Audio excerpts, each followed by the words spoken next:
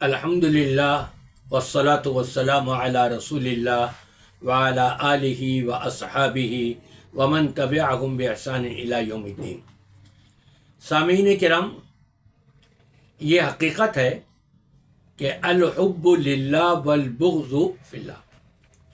اگر کسی سے محبت کرنی ہے تو وہ اللہ کے لیے، کسی سے ناراض ہونا ہے تو وہ بھی اللہ کے لیے۔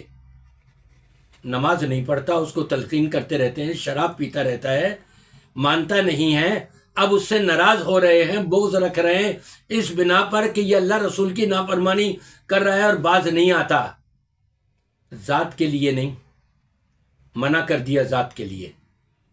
وہاں صرف جہاں اللہ کے احکامات کو توڑا جا رہا ہو وہاں تو غصے کا، غضب کا اظہار کیا جا سکتا ہے ایک حد تک، حکمت عملی کے ساتھ۔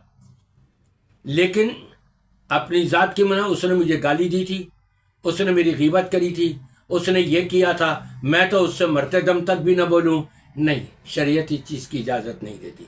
الحب للہ والبغض فی اللہ۔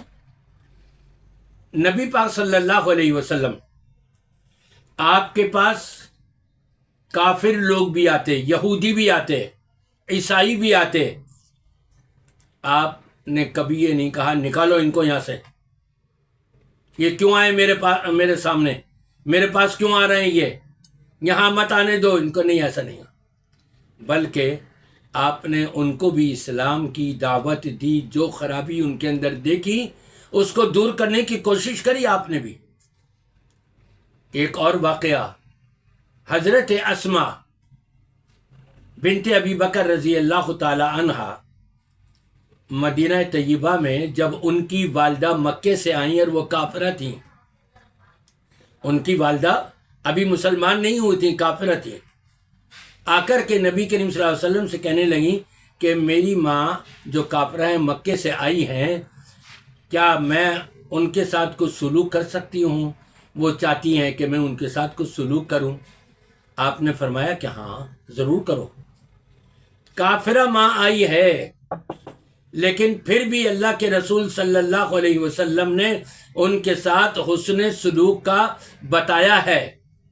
اب آپ دیکھیں، ڈاکٹر ذاکر نائک صاحب پاکستان میں آئے ہیں، کتنے ملاؤں کی اپنی اپنی دکانیں جب بند ہوتی ہوئی نظر آئیں کہ یہ تو جو بیان کریں گے ہماری دکانیں بند ہوں گی، ہماری دکانیں کیسے چلیں گی، ہمارا پیٹ کیسے چلے گا، ہماری جیبیں کیسے بھریں گی۔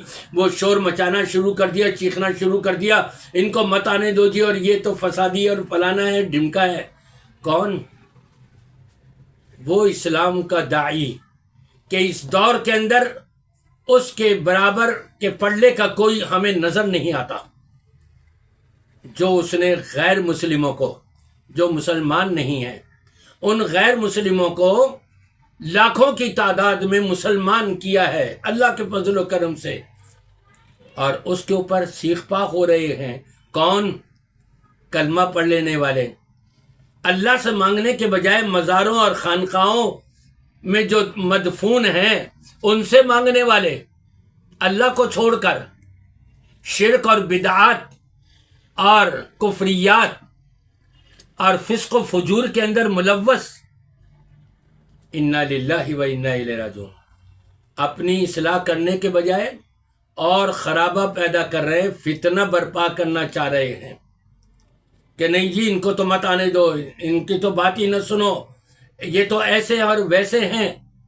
یہ صرف سنیوں میں ہی نہیں بلکہ دیوبندیوں میں بھی ایسے آپ کو ملیں گے، الیاس گمن صاحب جیسے اور ان کے ساتھی ایسے ملیں گے بے شمار، کہ جو کہیں گے ان کو سنو بھی نہیں، ان کی بات ہی مت سنو قطعی طور پہ، اور یہ فلاں ہیں، ڈھمکا ہیں، یہ ہیں اور وہ ہیں، اور خود اپنے آپ کو بتا رہے ہیں ہم بڑے مفتی ہیں، ہم بڑے علامہ ہیں، ہم بڑے فہامہ ہیں، جو پوچھنا ہے ہم سے پوچھو، ان سے پوچھنے کی ضرورت ہی نہیں۔ انا للہ و انا الیہ راجعون۔ نبی کریم صلی اللہ علیہ وسلم کے بارے میں اللہ تعالیٰ نے فرمایا لَقَدْ كَانَ لَكُمْ فِي رَسُولِ اللَّهِ أُسْوَةٌ حَسَنَةٌ۔ نبی کریم صلی اللہ علیہ وسلم کی پوری حیات طیبہ کو ہم نے تمہارے لیے اسوہ حسنہ رکھا ہے، اس کے مطابق تم بھی عمل کرو۔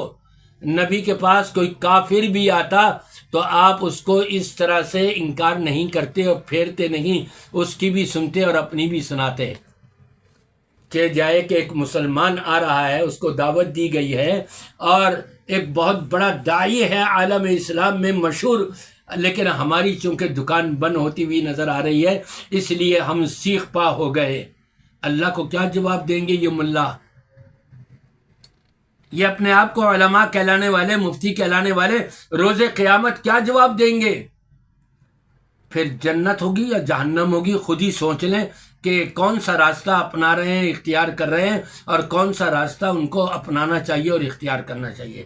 میں تو یہی دعا کروں گا اللہ تبارک و تعالی ایسے ملاؤں کو قرآن و سنت کی صحیح ہدایت عطا فرمائے۔